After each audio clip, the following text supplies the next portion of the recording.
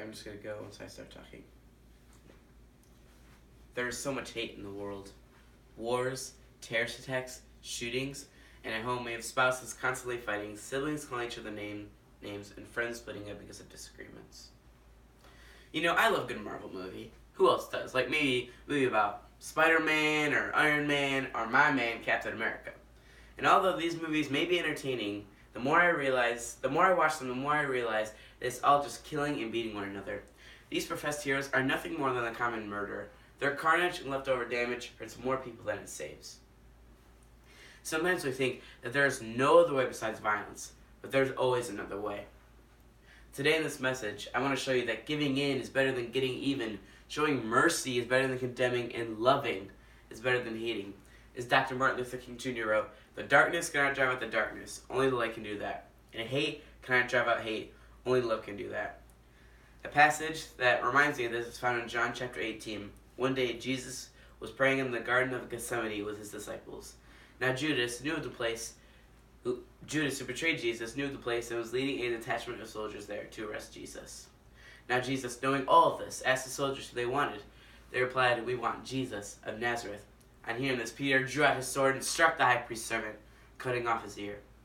And Jesus replied with, "Put that away," which I believe he is referring to no more violence and hate. Your hate cannot drive out the hate the high priest had for me. So let's respond with love, not violence.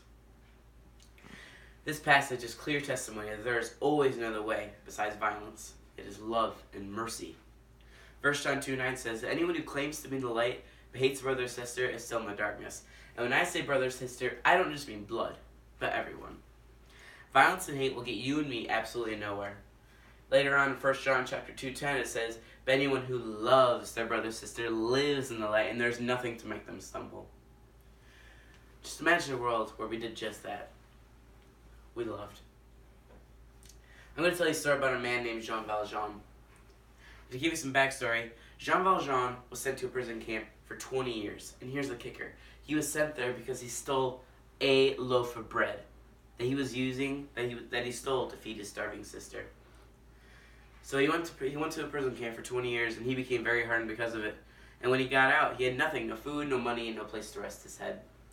So he set out to the streets to make ends meet. He came to a monastery looking for food, and not only did he receive food, but a place to rest his head. But he abused that privilege, because in the middle of the night, he stole the bishop's silverware. But while he was doing this, the bishop came down and saw him doing it. So Jean Valjean knocked him out. The next day, the police found Jean Valjean and brought him back to the bishop. And the police told the bishop, they said, "This man said that you gave him the silverware." And the bishop replied with, "I did, didn't I? It's a good thing he came back, because he forgot the silver candlesticks." On hearing this, the police were flabbergasted and let Jean Valjean go.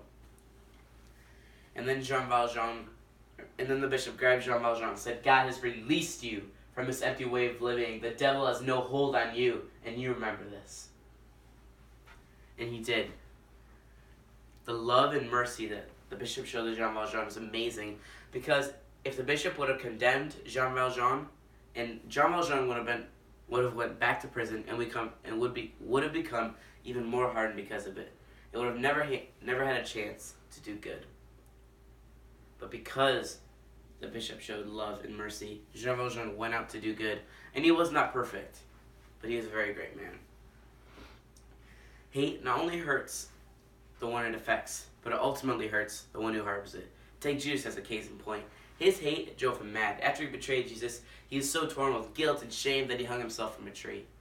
And I know this can be a very gruesome thing to think about, but I think it's important because it shows how far a hate-filled act will take you.